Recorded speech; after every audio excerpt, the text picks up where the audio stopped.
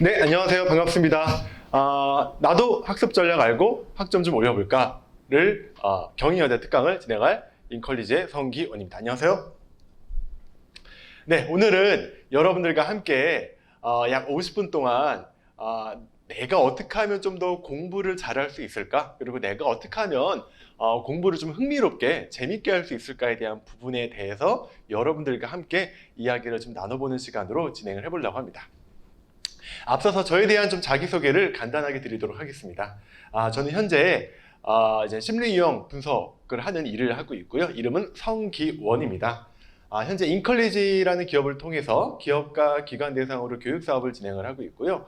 그리고 우리 경인여대 학생들은 이 대인관계 능력이나 진로 취업 설계를 통해서 저를 보신 분들도 계실 겁니다. 그래서 경인여대 안에서도요. 대인관계 능력과 진로 취업 설계라는 과목으로 여러분들과 함께하고 있습니다. 그 이외에도 한국심리이용학회 그리고 또 앰플 전문강사 협회 임원으로 같이 겸임을 하면서 이런 인간 심리에 대한 부분들을 좀 깊게 탐구하고 공부하는 일들을 계속적으로 하고 있습니다.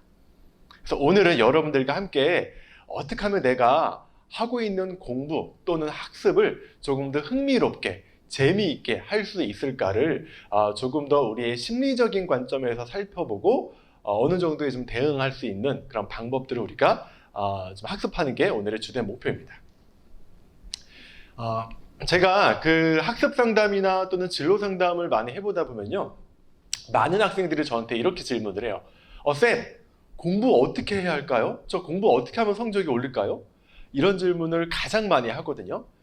실제로 진로 상담에서도 우리 대학생들은 이 진로가 또 이 학업과도 연결이 돼 있다 보니까 이런 질문들을 굉장히 많이 하곤 하는데요. 이런 질문을 받을 때마다 저는 그 학생들한테 이렇게 또 물어보곤 해요. 야, 근데 너 공부는 왜 하려고 하니? 공부는 왜 해야 할까요? 이런 질문을 합니다.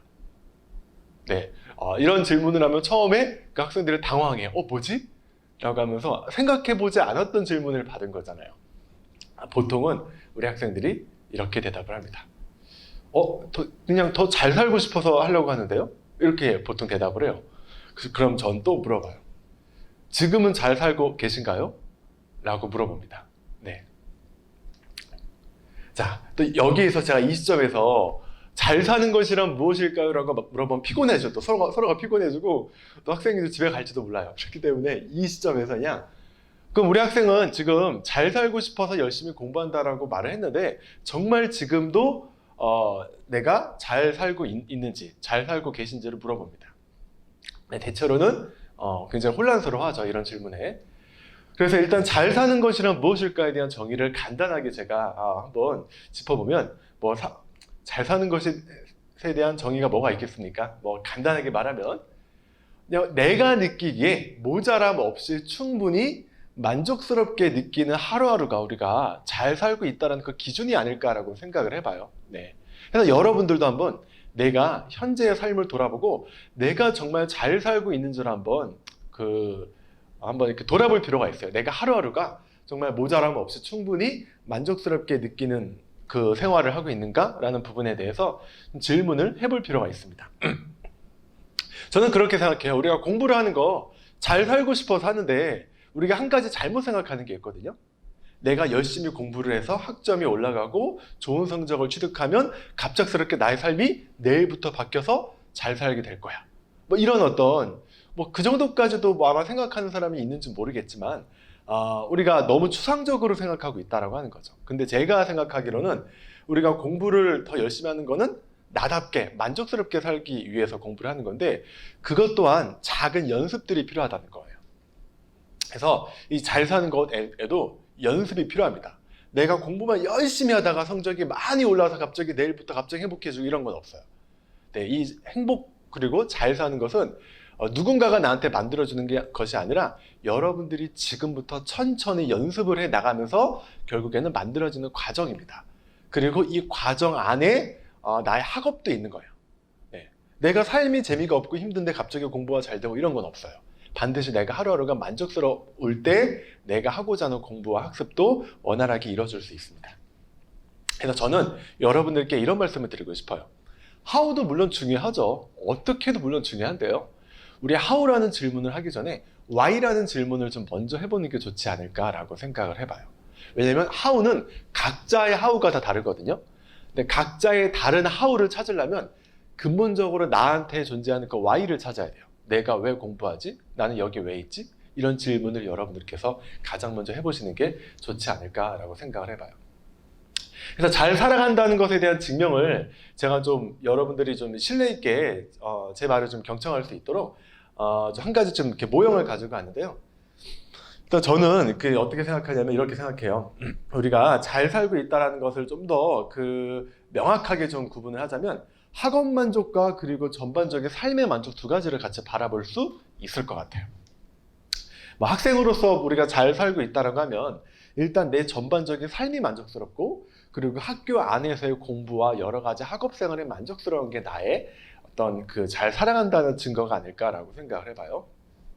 그리고 두 가지는 상호 연관성이 있다라는 어떤 연구 결과가 실제로 나왔습니다. 서로 주고받는 거죠.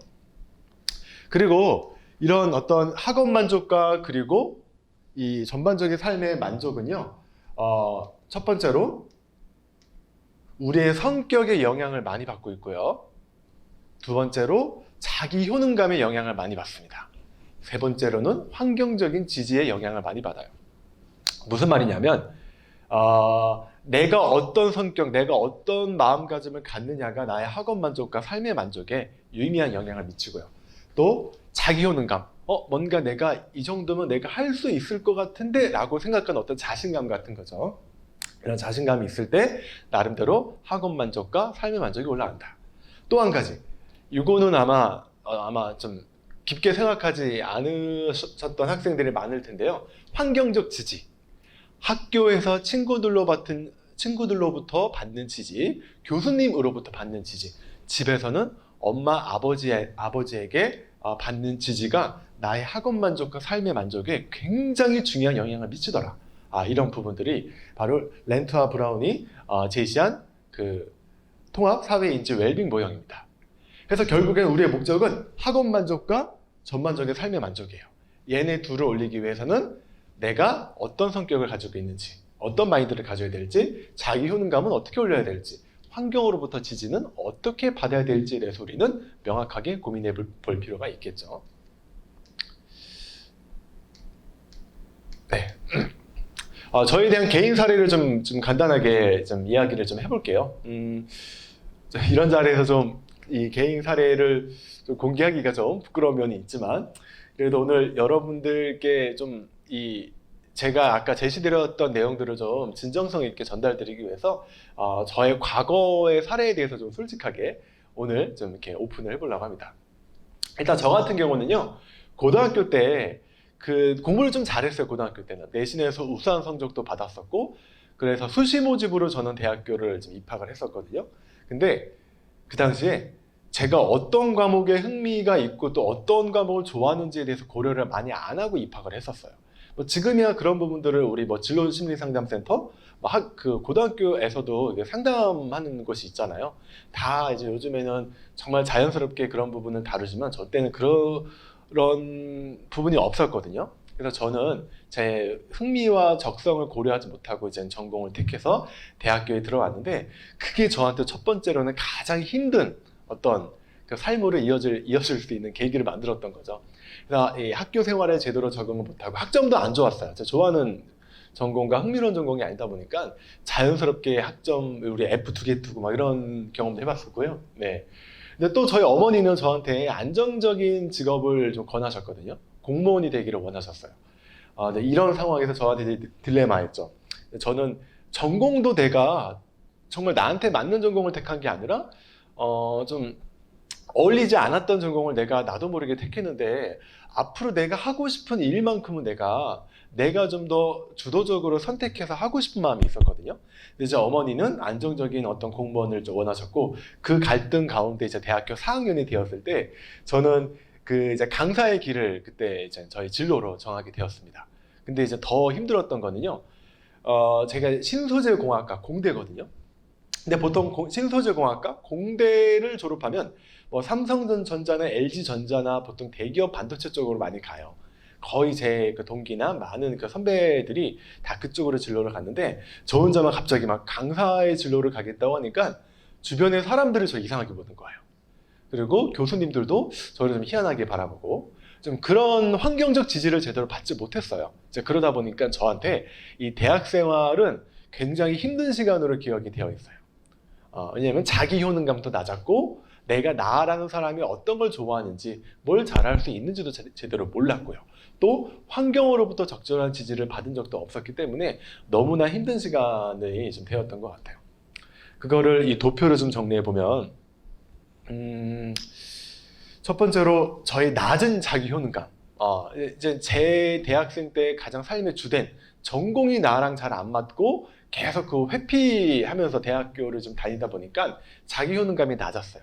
이 자기 효능감은 여러분들께서 쉽게 말하면 자신감 정도로 생각하셔도 괜찮아요. 내가 무언가를 하려고 하는데 이 정도면 내가 이거 해낼 수 있을 것 같은데? 라고 이제 드는 그런 느낌 같은 거거든요. 그래서 자신감 정도라고 여러분들이 생각하면 좋을 것 같은데 이런 낮은 자기 효능감 때문에 학업 만족이 굉장히 낮아졌고요. 또 가족 지지를 받지 못했고 학교에서도 환경적 지지를 제대로 받지 못했기 때문에 이런 학업 만족과 그리고 전반적인 삶의 만족에 좀 부정적인 영향을 좀 끼치게 되었던 것 같아요. 네, 그래서 이게 저의 어떤 삶에 그리고 이런 두 가지의 낮은 가족 지지와 그리고 자기 효능감이 제가 이제 앞으로 이렇게 전진할 수 있는 목표, 지향, 행동을 좀 감소시키게 되었고요. 그로 인해서 전반적으로 학업 만족과 삶의 만족이 만족스럽지 않은 형태로 이루어졌던 게 저의 20대였던 것 같아요. 그래서 제가 이런 경험을 하다 보니까 여러분들께는 저의 좀 반대의 경험을 좀 할 수 있도록 최대한 제가 작은 지혜라도 좀 드리고 싶은 게 저의 마음입니다. 그래서 이제 우리에게 필요한 것은 무엇일까? 이제 세 가지를 정리해 볼게요. 오늘부터 우리가 오늘부터가 아니죠. 오늘 하루 이 세 가지를 저희가 한번 다뤄보도록 할 거예요. 첫 번째, 나를 이해하는 것. 이거부터 시작을 해야 됩니다. 가장 중요해요. 내가 나를 이해하지 못하는데 어떻게 내가 날 위해 공부를 해요? 말이 안 되는 겁니다. 나를 이해하는 것 첫 번째. 두 번째, 지속적으로 나를 알려야 됩니다. 아마 이런 개념은 여러분들이 좀 생소한 개념일 수 있는데요. 외부에 나라는 사람을 지속적으로 알리고 자기를 표현하는 게 굉장히 중요해요. 공부에도 굉장히 중요합니다. 마지막, 나다운 방식으로 여러분들께서 작은 성공들을 하나하나 만들어가는 게 굉장히 중요해요. 그래서 이런 세 가지에 대해서 오늘 이야기를 해보도록 할게요. 자, 첫 번째, 나를 이해하는 것. 어떤 도구를 활용할 거냐면 여러분들께서 아주 잘 알고 있는 도구를 활용할 겁니다. MBTI라는 그 도구를 아마 들어보셨을 거예요. 요즘에는 그 대학생들 사이에서 막 붐이 일어나고 있다고, 굉장히 과거보다 더 유행하고 있다라는 그런 이야기가 저한테도 들리고 있고, 저도 요즘에 그 출근하면서 이제 대중교통 지하철에서 이렇게 출근하다 보면 이게 대학생 막 3-4명이 이렇게 모여서 막 무슨 얘기를 하고 있는데 잘 들어보면 야, 너 어떤 타임 나왔어? 야, 나 어제 해봤는데 ENFP 나왔더라. 이런 유형 이야기를 대중교통 안에서 이렇게 오고 가는 그런 어떤 시대가 온 것 같아요. 그만큼 우리 학생들 사이에서는 굉장히 이제 유명한 도구가 되었는데요. 여러분들께서 알고 있는 내용 그 이상으로 오늘은 좀 기질이라는 측면에 대해서 좀 한번 나를 이해하는데 좀 적극적으로 한번 도움을 드릴까 합니다. 그래서 이 도구는 왜 이렇게 사람들이 서로 다를까? 사람들은 어떻게 다를까라는 그런 의문을, 궁금증을 해소하기 위해서 이제 만들어진 도구이고요. 우리가 예전에 그 방송에서 보면요, 서로를 좀 이해하기 위해서 좀 이런 그 장면들을 좀 나왔던 적이 있었는데요. 잠깐 영상을 좀 함께 보도록 하겠습니다. 저번에 김숙 씨하고 홍진경 씨 하셨던 그 MBTI 검사.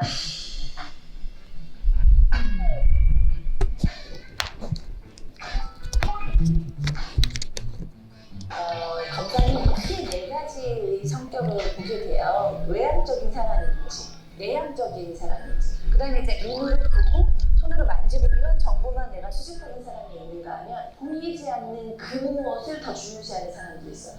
그 다음에 그걸 이성적으로 생각하느냐, 이런 거 이제 판단하는 사람도 있고, 어떤 사람은 그런 거 진짜 필 좋아하거든, 난 무조건 같이.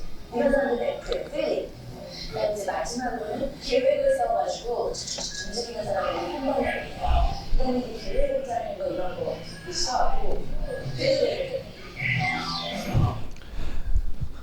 네, 바로 이제 이런 그 8가지 지표가 조합이 돼서 여러분들의 하나의 성격 유형을 만들어내는데요. 오늘의 이제 자기예는 여러분들의 이 성격 유형을 가지고 이야기를 해보려고요. 그래서 이렇게 8가지 선호 지표가 만들어서 여러분들의 이제 고유의 성격 유형을 만들게 되는데요. 여기서 저희가 16가지의 어떤 성격 유형이 있는데 오늘 다뤄볼 거는 16가지 유형의 하나하나의 성격 유형을 다뤄보는 게 아니라 기질이라는 측면을 저희가 함께 좀 이야기를 해보려고 해요. 이 기질은 우리가 또 여러 가지로 정의가 될 수 있는데 일단 우리 MBTI에서 바라보는 기질은 어떻게 조합이 될까? 내 MBTI 결과 코드에 S와 J가 함께 있다라고 하면 나는 보호자 기질에 가깝다고 볼 수 있고요. 내가 뭐 ESFP나 ISFP예요. 내 코드에 S와 P가 같이 있다라고 하면 나는 예술가 기질이라고 볼 수 있습니다. 그리고 NF가 있다라고 하면 이상가 기질, NT는 합리론자 기질인데요. 이 기질에 대한 정의를 간단히 말씀드리면 우리가 보통 체질은 많이 들어봤죠. 체질. 태어날 때부터 지니고 있는 몸의 생리적 성질이나 또는 건강상의 특질을 우리가 체질이라고 많이 하고요. 그리고 우리가 한의원에 가면 이런 검사를 받을 수 있잖아요. 내가 태양인인지 소음인인지 소양인인지를 우리가 한의원에서 검사를 받을 수 있는데요. 자, 기질은 그럼 어디에서 검사를 받아야 될까요? 학교에 있는 상담센터에서 받으시면 됩니다. 기질이란 그 어떤 자극에 대한 민감성이나 특정한 유형의 정서적 반응을 보여주는 개인의 성격적 소질을 의미합니다. 쉽게 말해서 그냥 성격과도 굉장히 유사하다라고 여러분들께서 생각하셔도 무방할 것 같아요. 기질은 이제 오늘 쓰는 우리가 4가지 기질은 과거의 플라톤이라는 그 철학자가 인간한테는 이런 4가지의 어떤 고유의 성질을 가지고 있는 기질이 존재한다 라고 이 플라톤이 아주 고대에 이야기했던 적이 있었는데요. 현대 심리학자인 데이비드 커시가 MBTI와 그리고 이런 플라톤이 말했던 이 4가지의 기질과 좀 연관성 연구를 해갖고 이런 MBTI의 코드에도 플라톤이 말했던 이런 4가지 기질의 상이 들어가 있더라. 이런 연구 결과를 좀 이렇게 발표한 적이 있습니다. 그래서 우리가 알고 있는 MBTI 도표에서는 이렇게 보호자 기질과 예술가 기질과 이상가 기질과 합리론자 기질이 이렇게 좀 나누어질 수 있어요. 그래서 이런 공식이 나오는 겁니다. 내 코드에 SJ가 있다라고 하면 난 보호자 기질, SP가 있다 예술가 기질, NF가 있다 이상가 기질, NT의 코드가 있다 합리론자 기질이라고 일단 여러분들께서 인식을 해두시면 될 것 같아요. 보통 우리가 일반적으로 MBTI 검사를 이제 뭐 인터넷을 통해서 뭐 이렇게 무료로 할 수 있는 것도 있더라고요. 거기서도 하기도 하고 또 이제 저희 학교에서는 거의 대체로 MBTI를 많이 다루고 있거든요. 그래서 여러분들께서 내가 이제 어떤 코드를 가지고 있는지 아마 그 수업을 통해서 들어보셨던 학생들도 있을 거고 아니면 상담센터를 통해서 아마 검사를 받으셨던 학생들도 있을 거예요. 그래서 혹시나 내가 아직까지 이 코드를 모른다라고 하면 그 학교 상담센터를 좀 이용해서 이런 검사를 한번 받으시는 것도 한번 권장해 드립니다. 자, 설명 하나 해볼까요? 첫 번째, SJ 코드가 있는 보호자 기질에 대해서 여러분들께 좀 간략하게 소개를 드릴까 합니다. 자, 이 보호자 기질은요, 초지일관, 주어진 것에 최선, 책임을 다하는 사람이라고 볼 수 있는데요. 이 보호자 기질하면 이게 연예인을 우리가 잘 알고 있는 연예인 중에서도요, 제가 대표적으로 떠오르는 사람이 유재석 기질 떠오르고요. 그리고 유재석이 이제 전문가가 함께 분석하기로는 보호자 기질을 이제 해석을 하고 있고 또 한 명이 여러분들이 요즘에 매체에서 자주 보고 있는 사람일지도 몰라요. 백종원 씨도 이 ESTJ 타입으로 이 보호자 기질로 해석이 되고 있습니다. 자, 그러면 이 보호자 기질은 대체 어떤 특성을 가지고 있는지 한번 우리 영상을 통해서 살펴보도록 할게요. 이 부분에 대해서 굉장히 긍정의 마인드를 보고 한 건 뭐냐면 되게 움직이게 된 사람하고 긍정의 마인드인데 이게 지금 어떤 긍정이 너무 쉽게 생각해요. 되게 이거 시원한데 두 사람이 연락을 원래도 이분이 다 할 수 있어요. 하지만 기본이 돼야 될 거 아니야. 기본이 돼서 뭔가 맛있고 빨리 끝내고 가격적으로 경쟁력 있는 어떤 그 무엇이 됐든 그거에서 자리 잡는다면 얼마든지 이분을 할 수 있어요. 자리 잡은 다음에 가슴으로 생각해 일주일에 자가가 고민했어요. 진짜로.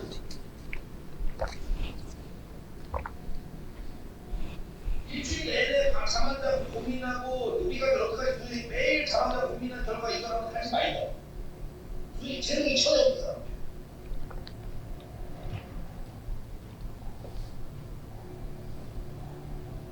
그 사람 내가 볼 때 일 안 했어. 준비 안 하고 방송 나가고 되겠지라고 생각하면 천만에 방송 못 나가 이거는.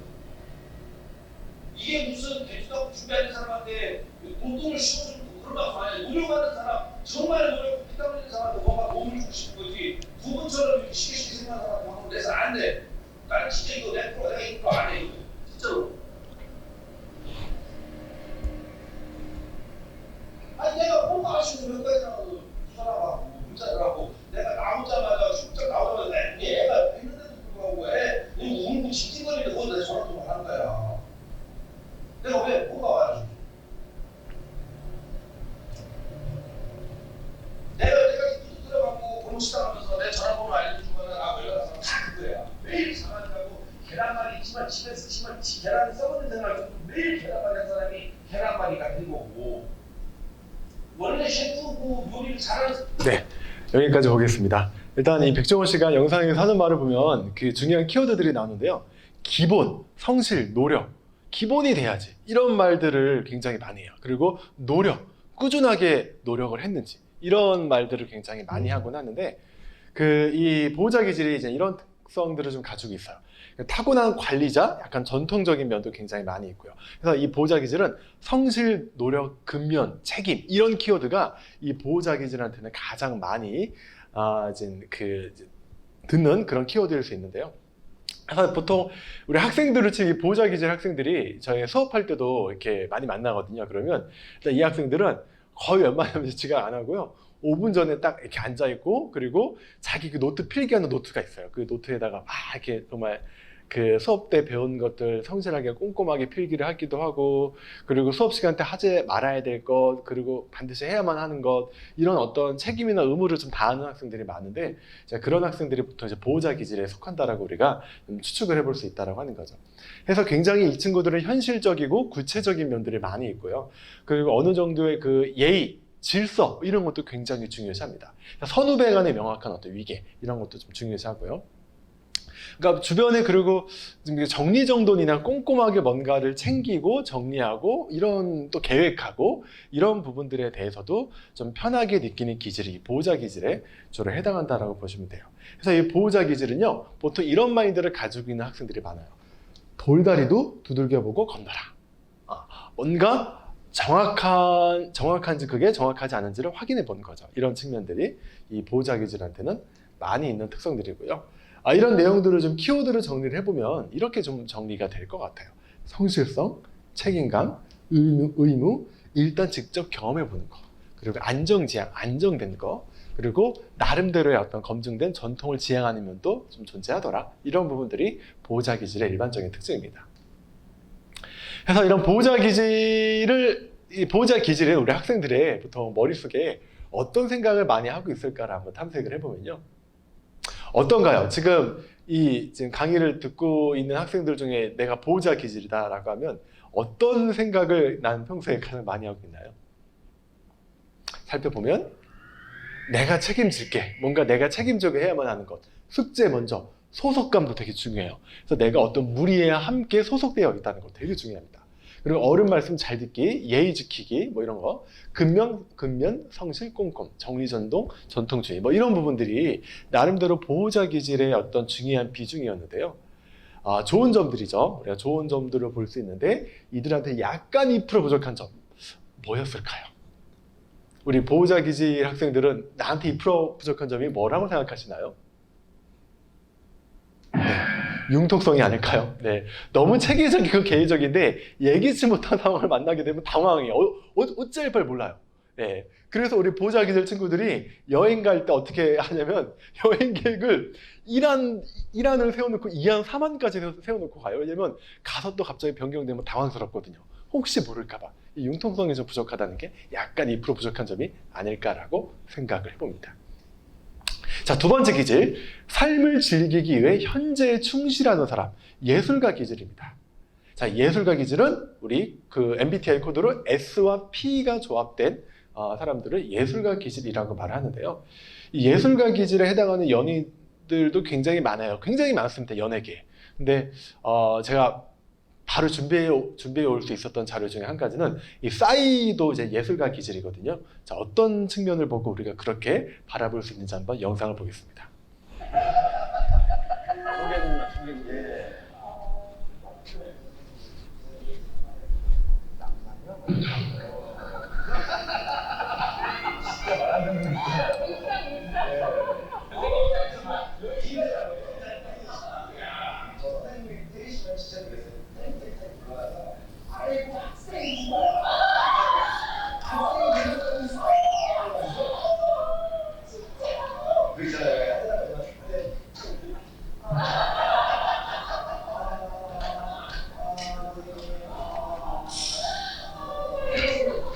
네, 뭔가 되게 장난기가 되게 많죠. 재밌고 장난기 많고 개구쟁이 같고 뭔가 주변에 이렇게 즐거움을 주는 약간 이런 이미지를 우리가 볼 수 있는데, 이 예술가 기질 같은 경우는 우리가 속 시원한 문제 해결사라는 또 별명이 있고요. 현재주의, 현실주의도 아니고 현재주의는 뭔가요? 라고 또 물어보는 사람들이 많은데, 이 예술가 기질이 보통 갖고 있는 가치관 중에 그런 게 있어요.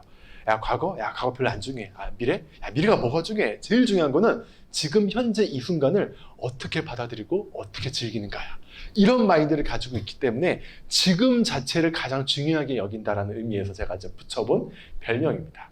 그리고 보통 예술가 기질에 속하는 연예인들은요, 이 화면에 보이듯이 이런 4명이 예술가 기질로 좀 분석이 된 어떤 연예인들이다라고 우리가 좀 확인해 볼 수 있을 것 같아요. 그래서 여기도 나왔지만 예술가 기질은요, 현재가 가장 중요하며 현재를 있는 그대로 즐기는 것이 굉장히 중요합니다. 자, 그렇기 때문에 이들이 충동적인 경향들이 많아요. 우리가 보통 충동성 하면 굳이 안 좋게 생각하는 경향들이 있는데, 여기서는 좀 그런 해석보다도 현재 자체를 중요하기 때문에 현재 내가 하고 싶은 것들을 즉흥적으로 바로바로 뭔가 경험하고 도전하는 그런 측면이라고 우리가 볼 수 있을 것 같아요. 그리고 앞선 보호자 기질과 다르게요, 이 예술가 기질은 너무 딱딱한 형식, 딱딱한 위계질서 별로 안 좋아합니다. 그래서 뭐 선후배 관계나 친구 관계에서도 뭐 정말 너무 막 예의 격식 너무 이렇게 딱딱하게 지키는 것보다도, 야, 우리 탁 터놓고 이야기해보자. 너가 원하는 게 뭐야? 이런 어떤 정말 탁 터놓고 이야기하는 이런 어떤 그 부분들을 좀 선호하는 면들이 좀 있어요. 그래서 재미있는 거 되게 좋아하고요. 항상 그때그때 생동감 있고 즐겁고 이런 부분들이 이 예술가 기질한테는 가장 중요한 면이에요. 그러니까 한 가지 또 비밀을 말씀드리면, 이 예술가 기질을 장인 기질이라고도 말하거든요. 손재주가 굉장히 좋아요. 손재주. 손으로 뭔가를 만들고 손으로 작업하는 부분에 있어서 다른 기질에 비해서 많은 어떤 그 흥미를 가지고 있습니다. 그래서 구석 없는 자유를 좀 선호하는 면이 있는 어떤 자유주의라고도 불릴 수 있는 이 예술가 기질은 이런 마인드를 가지고 있어요. 지금 그대로의 현재를 즐겨라. 우리 뭐 예전에 뭐 욜로 뭐 이런 말들 많이 나왔었잖아요. 그 욜로의 어쩌면 가장 이제 대표적인 기질이 아닐까라고 생각을 해봐요. 키워드를 정리해보면 그때그때 즉흥적이고 충동적이고요, 자유를 추구하고 지금 현재에 확 이렇게 몰입하는 능력이 있습니다. 물론 지금이 재밌어야 돼요. 네. 행동적, 용감하기도 하고 그때그때 나름대로 흥취와 자극도 중요하고요. 또 나름대로 손으로 도구를 다루는 부분에서도 탁월한 재능을 가지고 있을 확률이 높다라고 하는 게 예술가 기질이에요.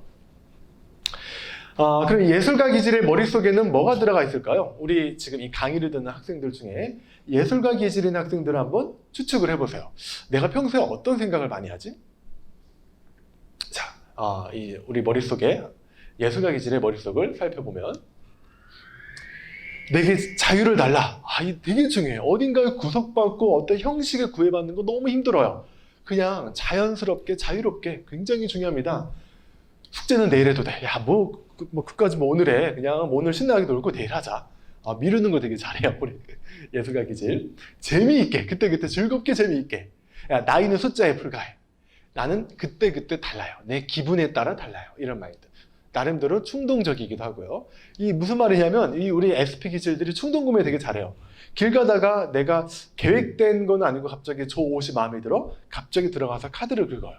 또 갑자기 막 내가 얘기지 못하게 다른 뭐 어떤 갑작스럽게 여행을 간다던가 이런 경우도 되게 많고요. 충동적인 면이 좀 있습니다. 물론 좋은 쪽의 충동이에요.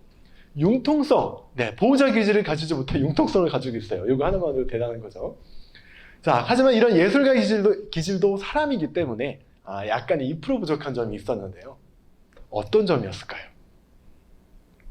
바로 하던 일 마무리하는 거 너무 힘들어요. 네, 오늘 하던 일, 오늘 하던 숙제 마무리하는 거 너무 힘들어요. 그래서 내일로 자주 미룹니다. 이런 부분들이 이 예술가 기질이 시험 하루 전날에 벼락치기를 하게끔 하는 가장 주된 원인이죠. 예, 약간 2% 부족한 점이라고 좀 재밌게 좀 표현을 해봤고요. 자, 세 번째 기질입니다. 미래를 위해 새로운 가능성을 연결하는 사람, 바로 이상가 기질입니다. 네, 우리 MBTI 코드로 N과 F가 있는 학생들이 이상가 기질이죠. 그리고 혹시나 이 강의를 좀 듣고 있는 우리 학생들이 저는 좀 어떤 코드 점수가 중간으로 나와서 좀 불분명한데요. 또는 저는 아직까지 MBTI 검사를 해본 적이 없어서 제가 어떤 기질인지 모르겠어요 라고 말하는 학생들도 이 네 가지 기질에 대한 설명을 듣고 내가 좀 어느 쪽 기질에 가까운 거라 내가 추측해서 한번 이렇게 학습해 보는 것도 굉장히 큰 도움이 됩니다. 자, 이상가 기질. 연예계에서도 굉장히 이제 많이 있죠. 이상가 기질도. 참고로 이경규 아닙니다. 자, 이상가 기질에 해당하는 대표 이제 제가 꼽은 연예인은 한석규라는 배우입니다. 자, 그 영상을 잠깐 보겠습니다.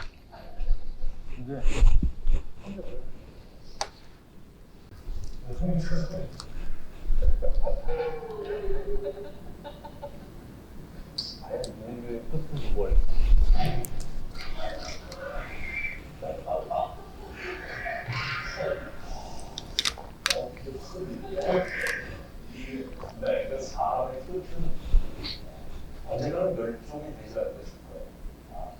네. 뭔가 의아가 있어. 맞습니다. 생각하면 쉽지 않죠. 생각하거든요. 이스터성이라는 성이 있어요. 그 고석을 이렇게 해변가에서 생각해내서 수상하고. 근데 그 섬에 사람들이 살고 있어요. 자연에서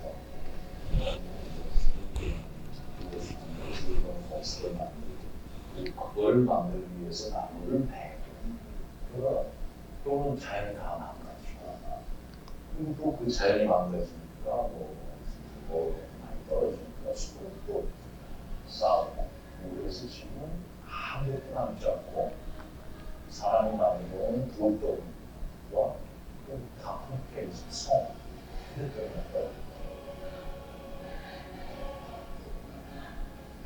그게 하나의 작은 지구가 아니었을까. 내가 성. 근데 사람들은 수학과가 찌꺼기 같은 버섯만 내는 남겨놓고 거기서 중국이가 좀 크다고 생각해요. 결국은 이 지구, 인류도 그런 구조는 거기로 가는 거 아닙니다. 죄송합니다.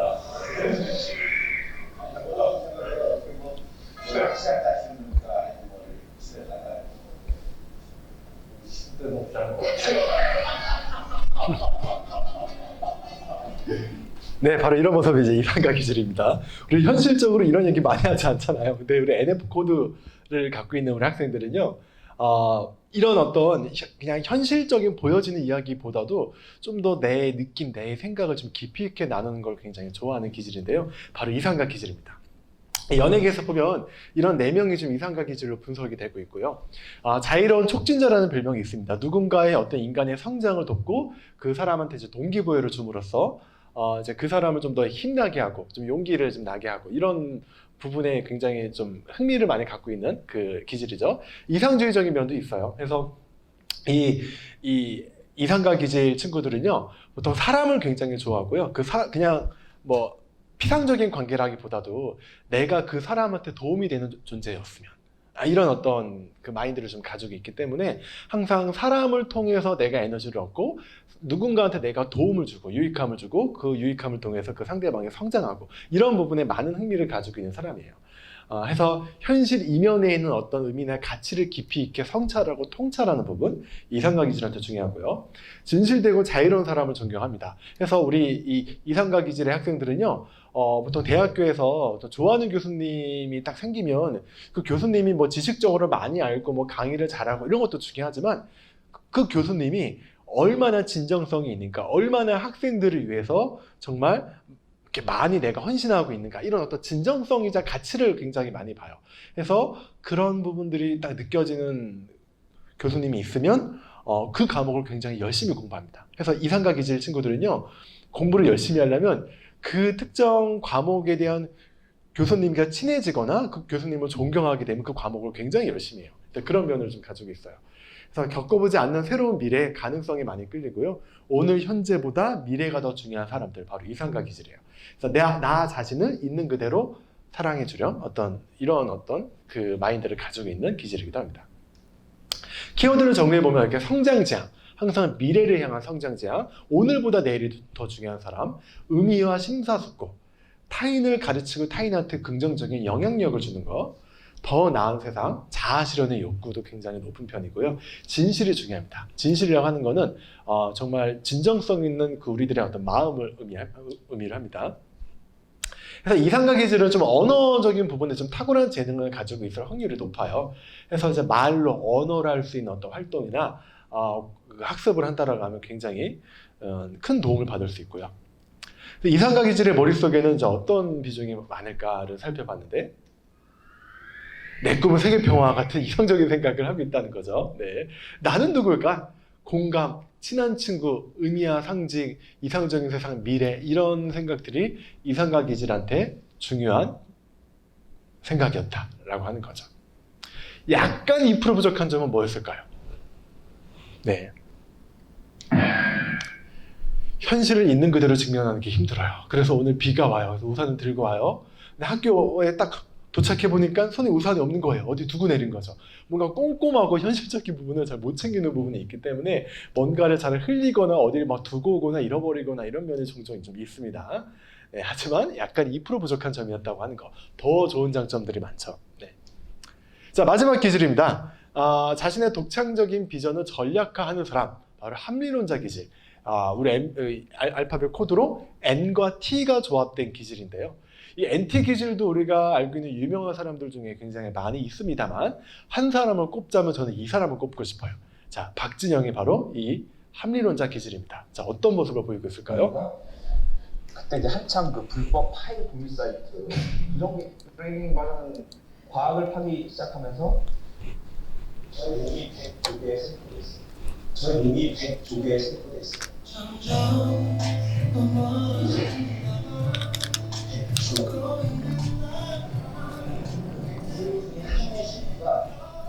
인간이 만든 가장 위대한 기계라고 했습니다. 그 인간이 만들지 못하는 거 100조개로 돼 있는 게 절대 우리는 사용 설명서를 몰라요. 우리 몸은 자동차에 몇 조개 복잡한 기계인데 여러 톤도 없고 사용 설명서도 없어요. 어떻게 사용해야 되는지 어떻게 해야 되나. 그러면 진짜 사용 설명서는 만든 사람 아니면 못 쓴다고 생각해요. 저는 만든 사람을 만나서 사용 설명서를 받고 싶어요.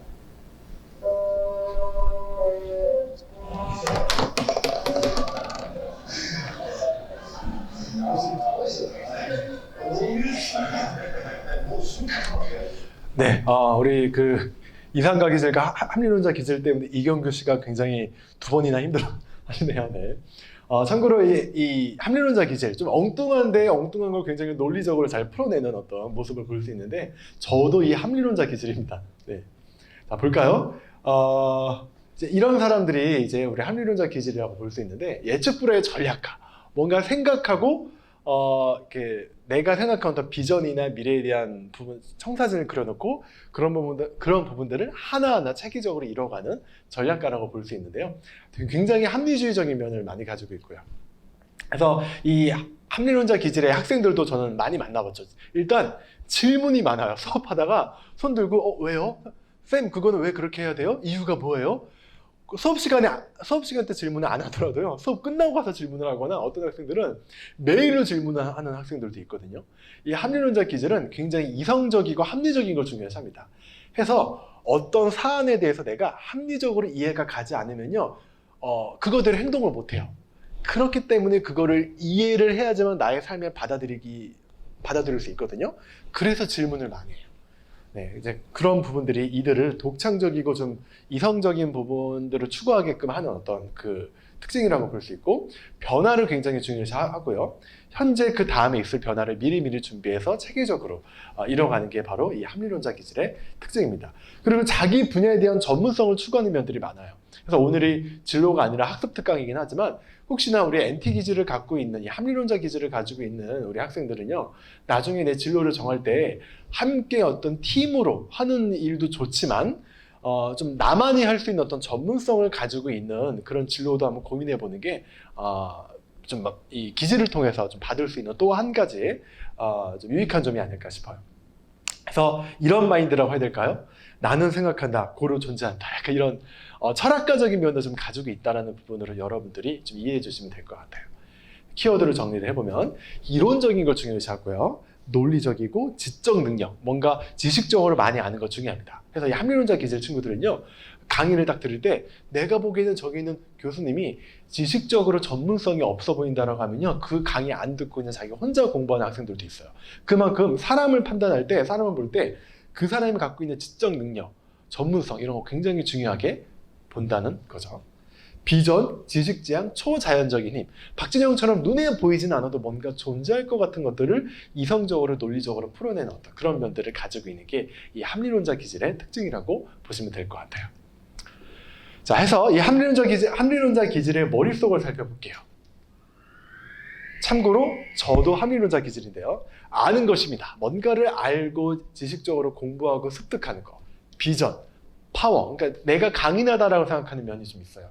나이가 무슨 상관이냐? 토론하기, 나는 강하다? 이런 부분들이 이 합리론자 기질이 중요하게 생각하는 키워드였는데요. 이들한테 부족한 2% 부족한 점. 뭐가 있었을까요? 이런 부분이 아닐까요?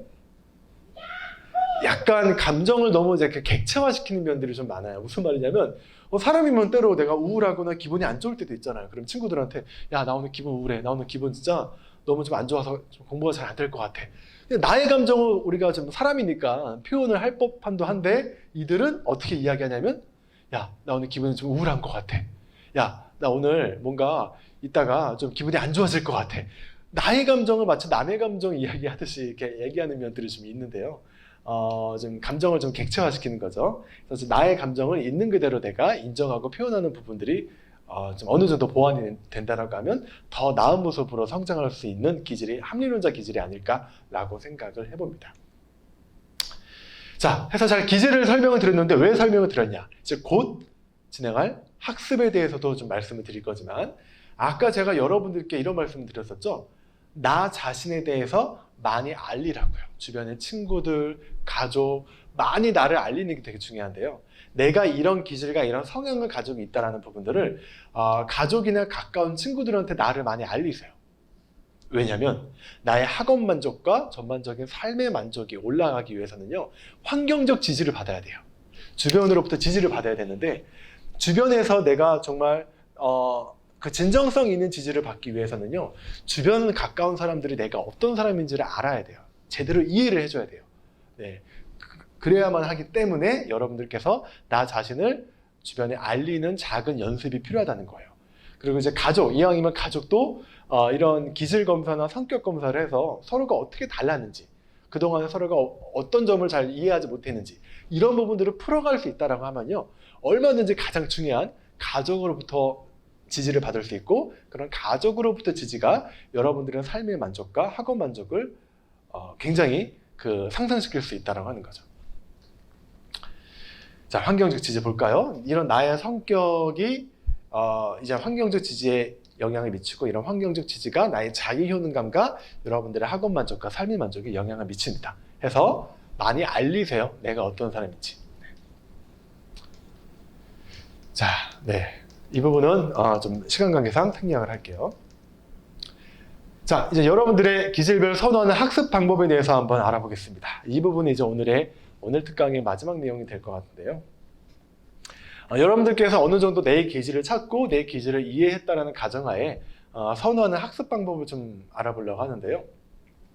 우선적으로 우리가 각각의 4가지 기질이 어떤 지능을 가지고 있는지를 좀 알아볼 필요가 있을 것 같아요.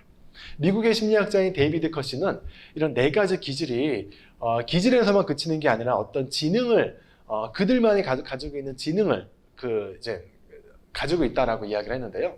이 보호자 기질, SJ 보호자 기질은 가장 이들한테 두드러지는 지능은 물류관리 지능, 뭔가를 체계적으로 조직화하고 관리하는 어떤 지능을 많이 가지고 있다, 상대적으로 많이 가지고 있다라고 이야기를 했고요. 이 예술가 기질은 전술적 지능, 이 무슨 말이냐면 이 예술가 기질이 그때그때 그 현실에 적응하고 현실에서 내가 즉흥적으로 하는 부분들을 선호하는 면을 가지고 있잖아요. 이 전술이라고 하는 게 어떤 예기치 않은 상황에서도 그때그때 내가 잘 임기응변, 상황 대처를 잘해서 전술적으로 잘 헤쳐나간다는 그런 의미로 우리가 바라볼 수 있습니다. 그래서 이들은 도구를 활용하여 작업하는 것, 손을 활용하면서 작업하는 것 중요하고요. 보호자 기질은 실제적인 데이터나 자료를 활용해서 작업하는 것 중요합니다. 이상가 기질은 관계지향적 지능을 가지고 있다고 이야기했는데요. 그래서 사람과 함께 작업하는 것, 사람과 함께 공부하는 것 이런 것도 중요하고요. 이 합리론자 기질은 전략적 지능을 좀 많이 가지고 있다. 좀 거시적인 거죠. 전술에 비해서 거시적인 지능인데요. 그래서 체계적으로 멀리에 한 발자국 좀 앞서보고 체계적으로 뭔가 공부하고 작업하는 게 중요하다라고 우리가 이 4가지의 어떤 지능을 통해서 먼저 우리가 좀 확인해 볼 수 있고요. 이런 4가지 지능을 통해서 각각의 기질이 어떤 학습 태도를 가지고 있는지, 그래서 어떤 학습 전략을 세워야 되는지를 우리가 좀 살펴보면요. 먼저 이 보호자 기질의 학생들은 수업 시간에서도 주로 이런 특징을 가지고 있는 학생들이 많아요. 모범생, 일단 하지 말라는 거 아니에요. 해야 될 거 꾸준히 잘 이렇게 그때그때 맞춰서 해오고, 학급의 보배라는 어떤 그런 이미지를 가지고 있는 학생들도 많고요. 짜여진 수업, 즉 무슨 말이냐면 약간 교수 중심의 강의식 수업을 또 나름대로 선호하는 면이 많아요. 이 보호자 기질의 학생들이 가장 힘들어하는 게 서술식 시험, 뭔가 이렇게 막 서술해서 적는 거 사실 그렇게 선호하지 않고요. 객관식, 답이 명확하게 주어지는 것, 이런 스타일을 좋아하기 때문에 수업도 그냥 교수가 앞에서 막 강의를 열심히 하면, 물론 재밌게 해야 되겠죠, 잘해야 되겠죠, 열심히 하면 학생들은 그거의 진도에 맞춰서 딱딱딱 내가 필기하고 하는 어떤 전통적인 수업 방식을 나름대로 선호하더라, 이런 면을 좀 가지고 있어요. 그래서 우리 보호자 기질의 학생들은요, 나만의 어떤 학습 전략을 좀 세우는 기준을 이렇게 좀 두면 좋을 것 같은데, 일단 나한테 책임감을 부여를 해야 돼요. 네. 그러기 위해서는 내가 공부해야 하는 정말 실질적이고 현실적인 목표를 명확하게 세우는 게 중요합니다. 내가 이 경인여대에서 학점을 4.0 이상으로 만들어서 이 4.0 이상으로 만들면 어느 곳에 취업할 수 있더라, 또 내가 어떤 직업을 가질 수 있더라, 나름대로 여러분들께서 공부를 해야 하는 명확한 현실적인 목표를 내가 스스로 만드는 게 중요하고요. 그리고 나름대로 이거는 하나의 좀 방법인데, 과대와 같은 이렇게 책임을 지는 역할들이 있을 겁니다. 우리 학생들 사이에서도 무슨 뭐 대표, 과 대표, 이런 책임을 지는 역할들이 있거든요. 이런 역할들을 하는 것도 학업에 되게 학습 동기에 도움이 돼요. 왜냐면 내가 뭔가를 그냥 해야만 하는 어떤 책임과 소속이 있다 보면요, 굉장히 그 안에서 성실하게 더 잘하게 되는 면들이 있거든요. 그래서 나한테 좀 책임을 부여하라, 이런 면을 좀 말씀드리고 싶고, 가족과 친구에게 성적이나 목표량에 대해서 약속하기. 엄마, 아빠, 얘들아, 나 이번에 이 과목 공부해서 내가 반드시 4.0 이상 학점 맞을 거야. 만약에 내가 4.0 이상 못 넘으면 너희들한테 밥 살게. 이런 식으로 이렇게 나한테 뭔가 어느 정도의 압박을 줄 수 있는 책임을 부여하는 거. 이러면 정말 열심히 하게 돼요. 네. 그리고 체계적, 단계적으로 학습하고 체계에 맞게 복습하는 거. 정말 우리가 전통적으로 공부 잘하는 학생들은 이런 특성을 갖고 있더라라고 말하는 그런 어떤 학습 전략을 활용하셔도 이 보호자 기질은 나름대로 큰 도움을 받을 것 같아요. 예술가 기질은 어떨까요? 예술가 기질은요, 일반적으로 우리 이제 강의실에서 제가 만나보면 장난꾸러기들 되게 많아요. 우리 이렇게 수업 중에서 옆에 친구한테 막 장난치고 막 떠들고 이런 친구들, 학급의 양념 같은 그런 이미지. 행동파, 굉장히 이렇게 막 움직이는 친구들 굉장히 많고요. 이런 친구들은 그냥 앞에서 교수나 강사가 말만 하고 강의를 하고 나는 그냥 수업 열심히 듣고 필기하고 이런 수업을 제일 싫어해요. 네. 우리 이 예술가 기질 학생들은요, 움직이는 수업 되게 좋아합니다. 막 움직이면서 활동하고 뭐 만들고 뭐 이런 수업을 되게 좋아해요. 네. 그렇기 때문에 우리 예술가 기질 학생들은 수업을 할 때 환경이 되게 중요하거든요. 환경 분위기. 어떤 환경과 분위기가 중요하냐면 내가 자유스럽고 허용적인 어떤 그 분위기와 공간이 되게 중요해요. 너 이 수업 시간 때는 뭐 하면 안 돼, 뭐 폰 꺼내서 폰 보면 안 돼, 뭔가 이렇게 안 돼, 뭔가 제한이 많은 환경에서는 제대로 집중을 못 해요. 그래서 뭐든 해도 돼, 괜찮아, 그것도 돼. 이렇게 좀 자유스럽고 허용적인 분위기가 이들한테 되게 좋을 수 있고요. 그 안에서 이제 즉흥적인 나만의 어떤 활동을 통해서 학습을 할 수 있는 거예요. 그래서 움직이면서 이제 말하면서 학습하기. 그래서 우리 예술가 기질 친구들은 시험 공부할 때요, 책상에 가만히 앉아서 공부하다 보면 막 이렇게 좀 10분 있으면 졸려요, 막. 그러니까 우리 예술가 기질 학생들은 이렇게 서서 우리 방 안에서 이렇게 걸으면서 이야기하는 거 되게 책 보면서 걸으면서 내가 말하면서 나한테 있는 오감, 뭐 시각, 촉각, 뭐 미각 이런 모든 오감들을 다 활용하면서 공부하는 게 이들한테는 굉장히 다른 기질에 비해서 도움이 될 수 있고요. 그리고 몇 명의 친구들과 게임이나 퀴즈 형식으로 학습하는 것도 되게 좋아요. 재미있는 거 되게 좋아하거든요. 재미있어야지만 공부를 해요. 그러니까 뭐 한두 명, 뭐 몇 명의 친구들과 같이 모여서 퀴즈 내는 거예요. 퀴즈를 내서 퀴즈에서 이제 많이 틀린 사람은 밥을 산다던가 뭐 이런 식으로 나름대로 이 공부를 게임화시켜서 하는 것도 이 학습 동기를 좀 올리는데 좋은 방법이 될 수 있습니다. 그리고 이 시청각적으로 되게 중요합니다. 책만 보는 것보다도 책 보는 것도 중요하지만 내가 공부하는 관련된 내용에 대해서 기사를 찾아본다던가 아니면 관련된 영상을 찾아서 같이 활용해서 보는 것도 우리 예술가 기질의 공부를 좀 지속적으로 할 수 있게끔 하는 중요한 원인이 될 수 있습니다. 그리고 자꾸 이렇게 미루는 면이 좀 많이 있어요. 뭔가 내일 해야지 그런 면이 좀 있을 수 있기 때문에 간헐적으로 좀 내가 시간의 한계를 좀 상기하는 게 중요할 것 같아요. 와, 오늘 미뤄도 될가 아니라 오늘 미루면 내일에 이만큼을 더 많이 해야 되는데 시험이 내일 모레잖아. 그럼 오늘 미리 해놔야지. 약간 나한테 적절한 시간적 압박을 일부러 주는 것도 좀 예술가 기질이 그때그때 공부를 할 수 있게끔 하는 중요한 동기가 될 것 같습니다. 이상가 기질. 우리 이상가 기질 친구들도 학급에서 만나보면 몽상과 꿈나무라는 이미지를 가지고 있고요. 굉장히 이제 학급의 관계를 추구하는 게 따뜻한 친구들이 보통 이 이상가 기질이에요.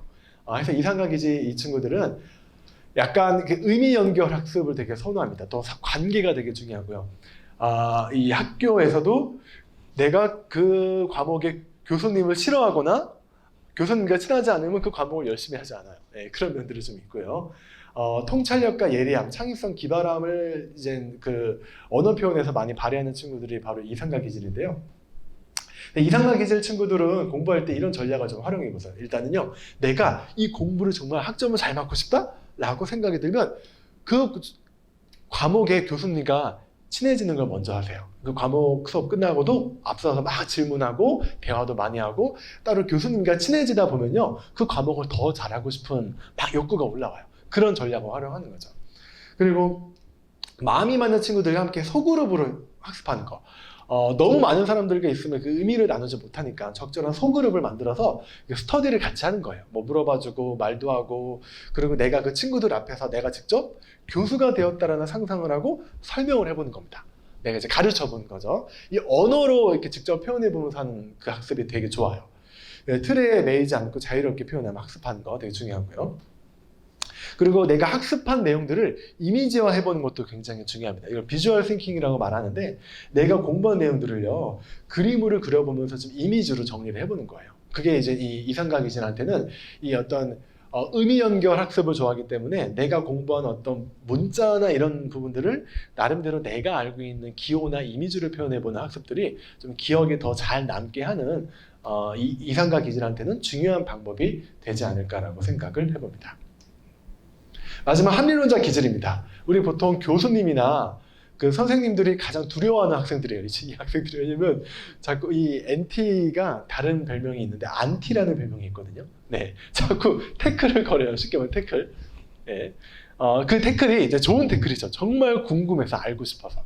그래서 이 친구들은 학교에서 꼬마 과학자, 학급의 지성, 뭔가 이런 이미지를 가지고 있는데, 우리 이 합리론자 기질이 공부를 하는 방법은요. 이제 제가 이쪽 기질이잖아요. 일단 내가 좋아하는 과목을 먼저 하세요. 우리가 여러 과목이 있겠지만 일단 이 합리론자 기질은 나만의 전문성, 나만의 잘하는 무언가를 추구하기 때문에 내가 좋아하는 과목을 우선적으로 막 파고드는 게 일단 가장 중요합니다. 그래서 그 좋아하는 과목을 내가 파고들고 내가 이런 부분에 대한 전문성을 가지고 있다는 생각이 들면 이제 그제서야 다른 과목도 내가 공부할 수 있는 좀 여유가 생기기도 하고요.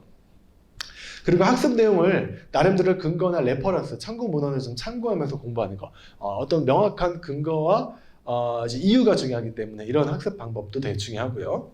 몇 명과 이제 주제에 대해서 토론하는 거 되게 중요합니다. 그래서 좀 다르죠. 우리 예술가 기질 친구들이 함께 모여서 학습하는 것과 이상가 기질과 합리론자 기질이 소그룹으로 형성해서 공부하는 방법들이 좀 조금씩 다른데, 이 합리론자 기질 친구들은요, 토론하는 거. 그러니까 뭐 어떤 사안에 대해서 이야기하면 그게 왜 그런지 이야기하고 내가 이제 비판도 해보고 이런 토론하는 거 굉장히 이제 그 흥미롭게 생각하고, 이 토론하면서 학습하다 보면 자연스럽게 기억이 잘 남아요.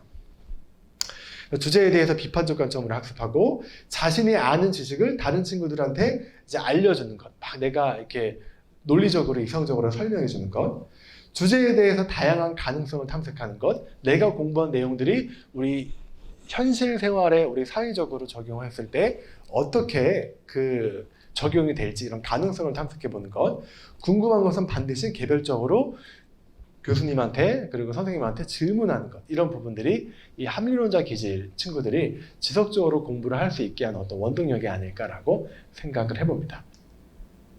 그래서 이 시점에서 여러분들께 말씀드릴 수 있는 또 한 가지는, 여러분들이 나다운 방식으로 작은 성공을 만들어 보는 거예요. 이게 이제 자기 효능감, 즉 자신감과도 유사한 그 척도라고 제가 여러분들께 말씀을 드렸는데요. 여러분들께서 작은 성공을 만들어 보고 내가 한 어떤 작은 경험들을 성공이라고 스스로 내가 생각할 수 있어야 되는데, 그러기 위해서는 쉬워야 돼요. 여러분들이 하는 그 작은 경험들이 작은 성공이 되기 위해서는 그 작은 경험조차도 내가 재밌어야 되고 흥미로워야 되고 내가 하기에 껄끄러움이 없이 쉬워야 됩니다. 쉽기 위해서는요, 바로 내가 앞서서 말씀드렸듯이 여러분들이 기질대로 내가 해봐야 돼요. 기질대로 내가 생활을 해봐야 되고, 내가 타고난 기질대로 공부를 해보는 게 나한테는 가장 쉬운 경험일 수 있고요. 그 가장 쉬운 경험이 결국 가장 나한테 작은 성공일 수 있다고 하는 거죠. 그래서 여러분들한테 가장 나다운 방식으로 작은 성공을 만들어 보라, 이런 말씀을 드리고 싶습니다. 그래서 방금 말씀드렸던 이런 자기 효능감은요, 결국 여러분들의 목표 지향 행동을 더 증진시키고요, 더 여러분들이 앞서서 내가 목표를 향해서 행동할 수 있는 경향을 좀 더 증가시키고, 뿐만 아니라 여러분들의 학업 만족까지 향상시키더라. 네, 그렇기 때문에 여러분들만의 나다운 어떤 작은 성공을 만들어라, 이런 말씀을 드리고 싶습니다. 네, 이제 거의 마칠 시간이 되었는데요. 마지막으로 혹시 여러분들 지금 뭐 이 강의 듣는 옆에 뭐 필기할 만한 뭐 노트가 있다라고 하면 이 부분을 한번 그 노트에 한번 내가 적어보는 것도 괜찮을 것 같아요. 이 아래에 있는 부분들이 이제 그 미국에서 이제 연구된 기준으로 4가지 기질의 어떤 그 학생들이 선호하는 어떤 학습 방법이라고 지금 이야기를 하고 있거든요. 여기서 일단 우리가 처음 듣는 용어들이 있을 거예요. 처음 듣는 어떤 학습 방법들은 제외하고 여러분들이 알고 있는 기준에서 이 아래 학습 방법 중에서 내가 조금 더 편하게 경험할 수 있는 학습 방법이 무엇일까 한번 내가 잠깐 영상을 좀 이렇게 정지해 보시고 노트에다가 적어 보시는 것도 중요할 것 같아요. 저는 일단 결과만 보여드리면 네, 이런 결과가 나왔다라고 해요. 보통 보호자 기질의 학생들은 이와 같은 학습 방법이 나한테 좀 편하게 느껴지더라 라고 이제 말을 했다라고 하는 거죠. 여기서 말하는 그 강의는 그냥 일반적인 전통적인 강의를 의미합니다. 강의식. 네. 예술가 기질은 뭐 시청각 자료부터 시작해서 뭐 드라마, 주제 토론, 뭐 토론까지. 이상과 기질은 뭐 드라마, 교사가 학생한테 뭐 메모를 남겨주는 것도 굉장히 큰 동기부여가 되고, 또래를 가르쳐 보는 거, 그리고 이렇게 일지를 쓰는 거, 창조적으로 글로 표현해 보는 거, 이런 부분들이 좀 나름대로 도움이 되었다라고 이야기를 하고 있고요. 합리론자 기질은 내가 앞에서 마치 전문가의 어떤 그런 느낌으로 강의를 해보는 거, 그리고 토론하는 거, 독립학습. 이 합리론자 기질 친구들은요, 굉장히 독립적인 친구들이에요. 그렇기 때문에 같이 하는 것도 중요하지만 내가 혼자서 이것들을 해낼 수 있어, 이런 어떤 독립적인 자존심 같은 게 있거든요. 그래서 나름대로 독립적으로 내가 혼자서 독학이라고 우리 이야기해요. 독학하는 것도 이 합리론자 기질한테는 나름대로 좀 편한 공부 방식이었다라는 부분으로 좀 확인이 되었습니다.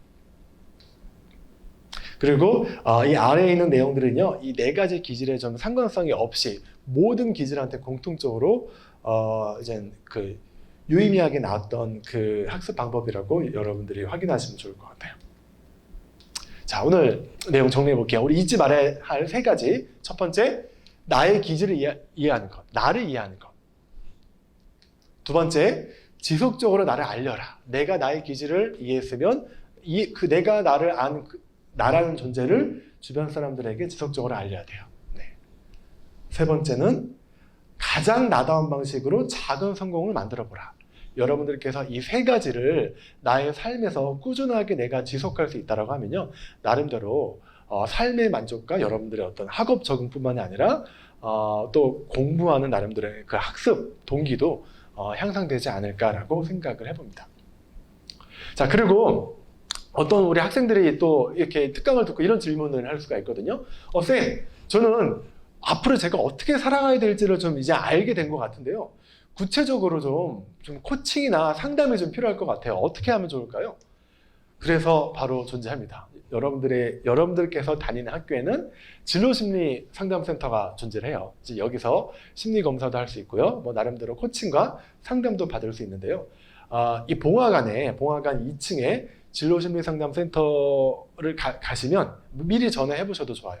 가시면 내가 뭐 어떤 기질인지 심리 검사도 받을 수 있고요. 그리고 자세하게 어떻게 상담을 받을 수 있는지도 안내를 받을 수 있으니까 오늘 특강을 듣고 내가 정말 제대로 이 세 가지를 앞으로 해봐야 되겠다라는 생각이 든 학생들은 잊지 말고 반드시 우리 학교 홈페이지에서 상담센터를 확인해서 꼭 연락을 해보세요. 여러분들의 삶이 바뀔 수 있는 중요한 계기입니다. 자, 그리고 앞으로 우리가 나의 삶을 긍정적으로 바꾸기 위한 마인드를 한 가지만 더 여러분들께 말씀드리고 오늘 특강을 마치려고 해요. 우리가 오늘 네 가지 기질을 다뤄봤잖아요. 네 가지 기질을 다뤄봤는데 이 네 가지 기질을 우리가 도형으로 비유적으로 표현을 해보면요, 좀 이렇게 표현해 볼 수 있지 않을까요? 어떤 학생들의 기질은 이렇게 별 모양인 거예요. 타고난 어떤 기질의 별 모양. 어떤 학생들은 이런 도형의 모양입니다. 근데 우리가 주로 뭐 환경에서 받는 피드백도 그러할 수 있겠지만 우리들도 어쩌면 좀 그런 마인드를 가지고 있는 것 같아요. 이 툭 튀어나온 부분이 강점, 이 들어간 부분이 어떤 우리가 그 가지고 있는 약점이자 보완해야 될 점이라고 가정을 해볼게요. 근데 우리는 어쩌면 지금 이렇게 살고 있지 않나요? 나한테 너무 이런 강점이 튀니까 나한테 너무 튀는 점을 가라앉히고 약점을 보완해서 너무 완벽해지려고만 하고 있지는 않은가요? 그리고 어쩌면 우리 사회에서도 우리한테 그런 피드백을 하고 있을지도 몰라요. 야, 너 너무 튀니까 이거 좀 가라앉히고 너가 부족한 약점을 보완해서 완벽해져라. 이런 요구들을 우리는 어쩌면 많이 받고 있고 또 내가 그렇게 하고 있지 않은가라고 생각을 해봐요. 근데 저는 좀 다르게 생각해요. 우리 기계가 아니잖아요. 사람이잖아요. 사람은 당연히 다 다른 겁니다. 다른 거 안에서 그 다양성을 존중하고 그 안에서 어떤 나만의 방식으로 내가 나를 찾아가는 게 중요하지 않을까요? 그럼 저는 우리가 그 관점을 좀 바꿔서요, 이런 관점으로 바라보면 어떨까요? 누구나 다 약점은 있어요. 누구나 다 보완점이 있어요. 근데 그 보완점, 약점에 집중하기보다 잠깐 뒤로 유보하더라도요, 내가 가지고 있는 강점이자 개성을 더 뚜렷하게 내가 더 개발하는 게 나한테 더 나다운 삶을 살아가는 중요한 마음가짐이 아닐까요? 그래서 오늘 이 특강을 통해서 여러분들이 가장 중요한 나담은 무엇인가? 그리고 내가 나답게 살아가는 건 무엇이고 나답게 공부하는 건 무엇인가, 이런 부분에 대해서 고민할 수 있는 시간이 되었길 바라면서 오늘 시간을 마치겠습니다. 고맙습니다.